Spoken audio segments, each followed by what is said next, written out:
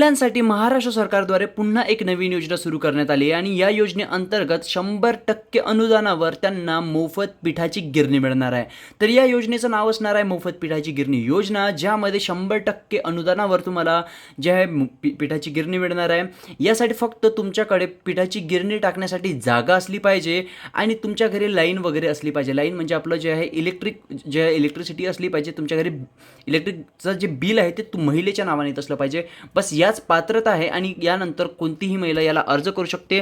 कोणत्याही प्रकारचा खर्च नाही आहे. तुम्ही घर बसल्या जे आहे अर्ज करून या योजनेचा लाभ घेऊ शकता आणि महिन्याला आरामात 5 ते 10 हजार रुपये या पिठाच्या गिरणी अंतर्गत कमवू शकता. तर जास्त वेळ न करता चला वळूया आपल्या आजच्या व्हिडिओकडे. आणि हो, या योजनेचे फॉर्म्सच्या लिंक वगैरे सुद्धा मी डिस्क्रिप्शनमध्ये दिलेले आहे, जिथून तुम्ही या योजनेचे फॉर्म्स डाउनलोड करू शकता.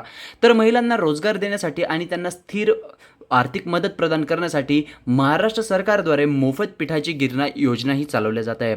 या योजनेच्या अंतर्गत महिलांना जे आहे आटा चक्की जे असते ना, जे दळून त्याचा व्यवसाय सुरू करण्यासाठी 100% अनुदानावर एक आटा चक्की मशीन दिली जाते आणि यासाठी महिलांना ऑफलाईन अर्ज करावा लागतो. ऑनलाईन अर्ज होत नाही, कारण ही योजना जी आहे ना महाराष्ट्र सरकारद्वारे तर चालवली जाते, पण मुख्यतः ही योजना जी आहे ना महानगरपालिका, नगर निगम, नगरपंचायत यांच्याद्वारे राबवण्यात येत असते. तर या योजनेसाठी अर्ज वगैरे कुठून करायचा त्याआधी तुम्हाला जे आहे ना पात्रता काय आहे ते माहीत असणं खूप जास्त गरजेचं आहे. तर मोफत पिठाची गिरणी कोणाला मिळेल त्यांना या पात्रता पूर्ण करणं गरजेचं आहे. महिला महाराष्ट्राची निवासी असले पाहिजे. महिलेचं वय 18 वर्षापेक्षा जास्त असलं पाहिजे. महिलेच्या परिवाराचं वार्षिक उत्पन्न 1.20 म्हणजे 1,20,000पेक्षा जास्त नसावं. ग्रामीण क्षेत्रातील महिलांना प्राथमिकता म्हणजे त्यांना जे आहे प्राधान्य दिलं जाईल. महिलेकडे आधार कार्ड असलं पाहिजे.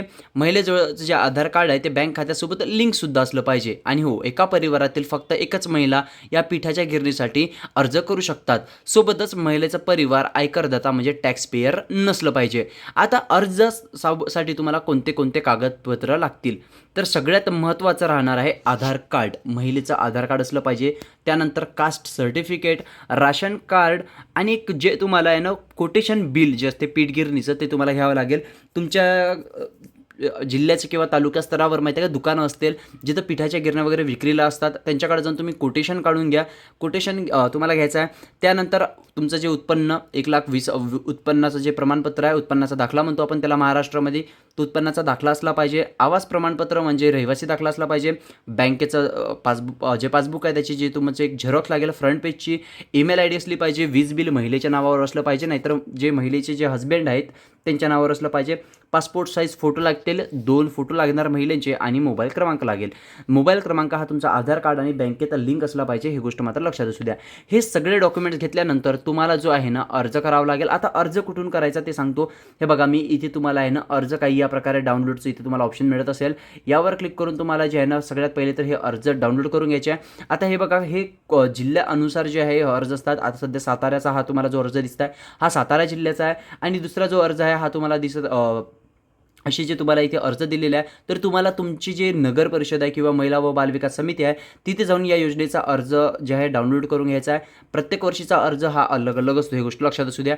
हा अर्ज काही या प्रकारचा असतो, यामध्ये महिलेला आपलं नाव वगैरे जोडावं लागतं आणि पूर्ण बँकेचं जे डाटा जसं बँकेचं नाव, शाखेचं नाव, IFSC कोड हे सगळं तुम्हाला जोडवावं लागते. आणि त्यानंतर जे महिलेचं जे घर आहे ते जे 7/12 असतो किंवा 8 असतो, खेड्यातील जे लोक असतात त्यांना नमुना 8 वगैरे जे असते ग्रामपंचायतमधून मिळणारं ते डॉक्युमेंट त्याला जोडायचं आहे. आणि हा अर्ज तुम्हाला जे आहे नगरपंचायत, महानगरपालिका किंवा तुमचं जे पंचायत समिती असते त्याच्यामध्ये किंवा महिला व बालविकास विभाग जे असते त्यामध्ये सुद्धा तुम्हाला हे जमा करायचं आहे. त्यानंतर जमा केल्याच्या नंतर तुमचा अर्ज ऑनलाईन पद्धतीने होईल. ऑनलाईन अर्ज केल्याच्या नंतर तुमचं व्हेरिफिकेशन होईल आणि व्हेरिफिकेशनमध्ये महिला पात्र ठरल्यास जे तुम्ही बँक अकाउंट जोडणार त्या अकाउंटमध्ये जे आहे थेट जे कोटेशन बिल तुम्ही देणार, आता जे तुम्ही पेडगिरणीचं कोटेशन बिल देणार त्याची जे आर्थिक राशी राहील, जे ही समजून घ्या 25,000ची ती मशील असेल तर 25,000 रुपये थेट तुमच्या बँक खात्यामध्ये DBTद्वारे जमा केले जातील. तर काही या पद्धतीने ही मोफत पिठाची गिरणी योजना चालू आहे. तर आता ही मोफत पिठाची गिरणी योजना कुठे चालू आहे, तर बघा सगळ्या पूर्ण महाराष्ट्रात ही योजना चालू नाही आहे. जसं मी तुम्हाला साताऱ्याचा अर्ज दाखवला तसंच काही ठिकाणचे जे आहे नगरपालिका, नगरपंचायत जे आहे ना किंवा नगर परिषद आहे त्या फक्त काहीच जिल्ह्यातील ज्या नगरपरिषद आहे, नगरपंचायत आहे, महानगरपालिका आहे त्यांनीच फक्त अर्ज पद्धत सुरू केलेली आहे. तर सगळ्यात आधी जर तुम्ही तुमच्या जिल्ह्यातील नगरपरिषद वगैरेने अर्ज पद्धत सुरू केली आहे की नाही त्याची माहिती घ्या आणि त्याची माहिती तुम्हाला ग्रामपंचायत वगैरेमध्ये सुद्धा मिळून जातील. म्हणजे जर समजून घ्या तुम्ही खेडेगावात राहत असेल तर तुम्ही ग्रामपंचायतमध्ये भेट द्या, कारण सातारा वगैरे साईडला जे आहे अर्ज प्रक्रिया सुरू झालेली आहे. म्हणून तुम्ही तुमच्या गावातल्या जे ग्रामपंचायत आहे तिथे भेट द्या किंवा नगरपरिषदला भेट द्या.